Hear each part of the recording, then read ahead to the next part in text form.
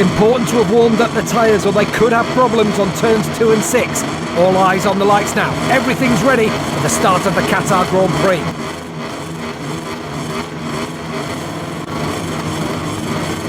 It's lights out and we are racing in MotoGP 2024. Brilliant start by the pole man Jorge Martin. He nailed it. Brad Binder got away too really strongly from the second on the factory KTM, but Martin will lead the field into turn 1.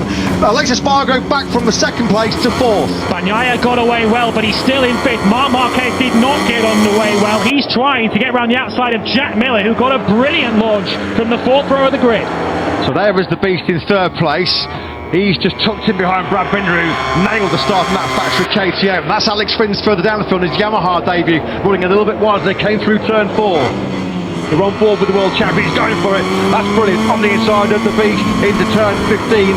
So Bagnaia makes that move stick up into 4th place. Yeah, late last year, Bagnaia found it difficult to make early progress in the sprint, so he's trying to buck that particular habit this time around. That was Maverick Vinales just to the back of the picture, side by side with Pedro Acosta. They're battling for 10th as the first lap is completed, and Jorge Martin has got Brad Binder right on his case. Yeah, 54.1 then from Martin. But second Quattararo made decent progress. Marquez lunging on the inside of Miller into turn 6 they go on this lap 2 of 11. But Secchi was up 3 places from 15 to 12. Quattararo followed him up 3 places as well from 16 to 13 to the end of lap 1.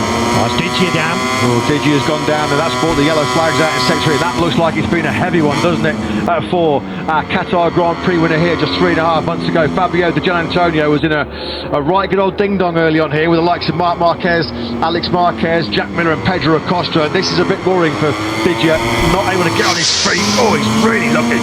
How fortunate is Fabio Di Giannantonio there. What on earth happened there? You don't see many riders crash in that position on the circuit.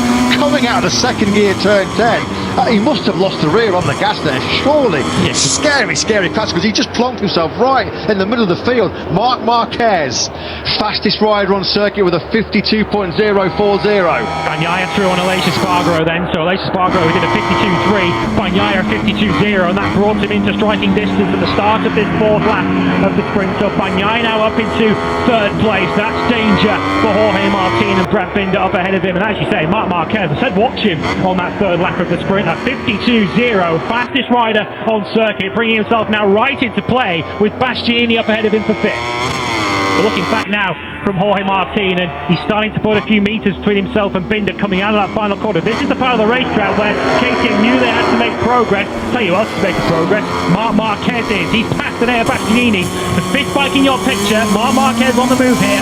You can hear Martin's rear tyre screaming for grip as he got the power on coming out of that turn 16, launching out the second gear, 100 km/h final corner, up towards about 350 clicks when you hit top gear at the end of the start-finish straight. This is in the turn 16 there. Mistake by an error. Yeah, Bastianini, that's a couple of errors he's made already so far in this sprint. He felt like the improved corner entry performance and braking performance from the GP24 had eradicated a lot of those mistakes. You just wonder as well what he was conscious of seeing on his pit board, plus 0.93 behind him, which can cause you a little bit of concern. Yeah, you might as well just put a big warning signal on your dashboard or on your pit board, which will now be on Aleix Espargaro, who's the next rider in Marc Marquez's sights. Although Aleix Espargaro doesn't look like he's on the defensive, does he? If anything, he's eyeing up a move potentially to try and regain 3rd place from Pecco Bagnaia. Your leading 6 all in one camera shot.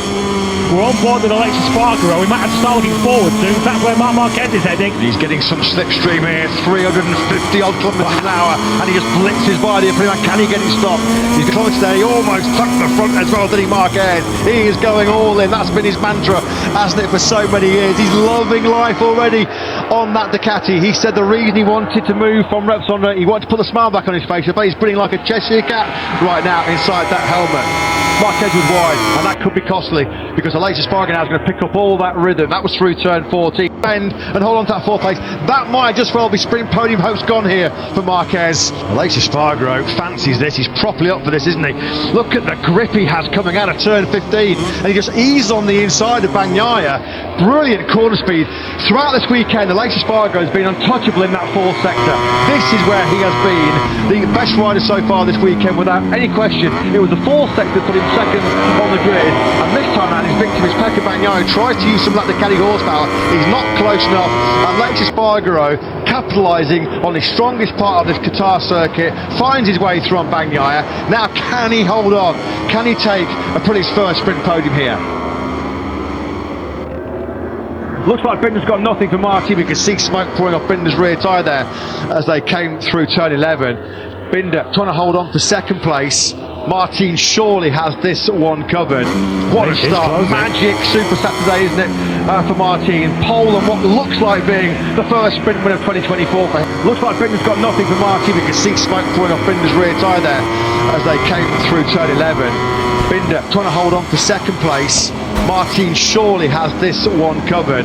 What a start. Magic Super Saturday, isn't it, for Martin? Pole and what looks like being the first sprint win of 2024 for him. Well, it might not be second place, as you say, for Brad Binder, although that might well have been Aleix Espargaro's best hope there. If he attacked into turn 16, he would have to be from a long way back, and he's decided better of it. Through the final corner we go then. Jorge Martin was the Tissot Sprint King in 2023, and he's the Tissot Sprint King in Qatar in 2024. The perfect way for Martin to announce his championship challenge this season. Pole position and the sprint win on a Super Saturday for the Spaniard and Prima Pramac Racing. Will leave him feeling competitive going forward.